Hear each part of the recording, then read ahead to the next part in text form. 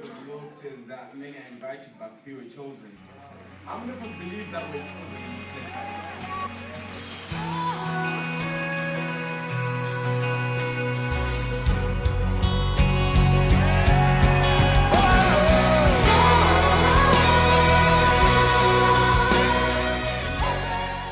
Today's broadcast is one of my favorite, one of the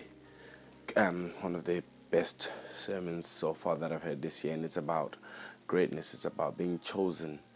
I've understood that many of times we feel chosen and we feel like God has asked us to do something great, but it's often hard. We often face difficulties, we often face challenges, and it also has been hard to understand why certain things happen the way they do. But as I've been learning lately, that momentum attracts opposition, and as you're growing, as you're going higher in your level with God, as you're working things for God, the enemy wants to attack you and wants to fight you. Look at David. Straight after he was anointed to be king, that's when Saul goes after him and he tried to kill him countless times. But I've understood that there's a conflict when you become chosen. But if you understand to hold on and wait on God, God will deliver you out of it and He'll put you to your purpose. Stay tuned and watch this. Jesus wanted to get you hyped up a bit, but it is called the conflict of being chosen. See, we come into church and we were jumping when we're being told we're going to break the walls, that we're going to go around the wall 7 times, and on the 7th day it's going to be completion, and we're going to break it. Joshua was called, and we see the mighty works that he did. David was called, and we see that he becomes king. But I want to tell you something that we rarely look at. I want to talk to you about the period of the wilderness, the period where you have been called but you're not yet in your office, where you've been called and it seems like, what is going on? Like, I have been called, but God, why am I still not king? I am still shepherding the sheep, but you said I am king. You've taken the Holy Ghost away from Saul, yet he's still king. What is going on? The conflict of being chosen. Now, what's even worse is that we look at this story of David, and if we read in chapter 19, but I will not go there, all the way to 2 Samuel chapter number 2, we see Saul trying to kill David. Now, David was not trying to kill Saul, but Saul was after him. He got jealous after he killed Goliath. People were saying, Saul, you killed 10,000, you killed 1,000, but David killed 10,000. Saul began to get envious over David, and he said, you know what, I am going to kill him.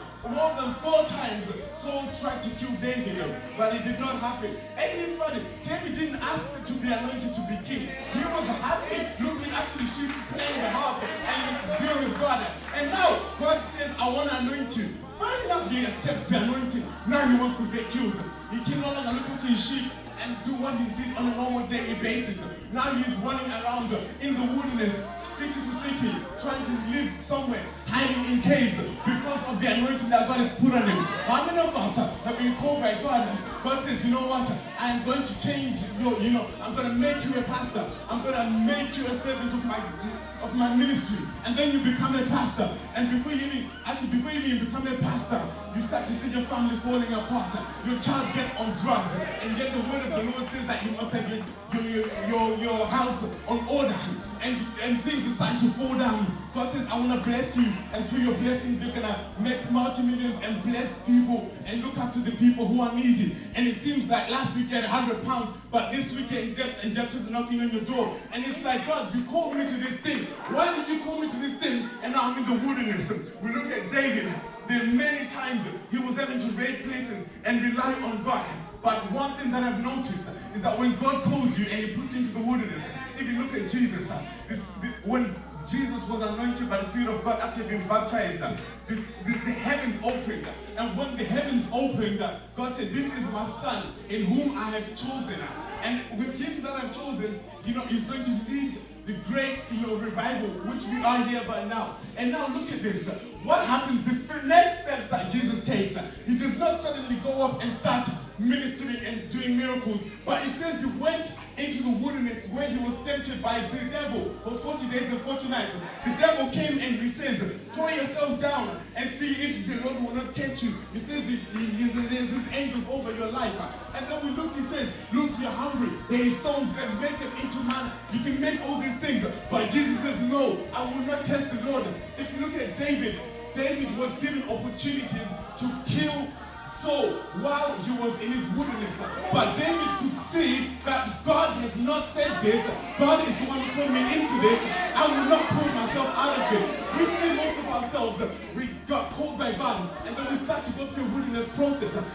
friends are saying, you gotta get out of this. There's a situation. I know someone. I know a witch doctor. I know all these things. But no, you should stand and say, I will wait upon the Lord. Wow, it's amazing, isn't it? We're so sorry that we had to cut it short. The rest of it will be uploaded soon. Watch out for part 2.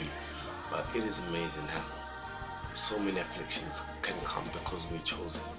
But part 2 definitely will show you that God will deliver you out, and when He delivers you out, there definitely is success at the end of it. So hold on to God. Until we meet again, God bless you. See His glory. He did not choose God. None of you who are sitting here chose God. God chose you. Now you might be thinking, hold on, I made the decision to want to serve Christ. That's because God put that decision in you. You did not just wake up one day and say, okay, I'm going to serve God out of nowhere. But God put something in you and He chose you to stand out from the outside world and brought you up into this place.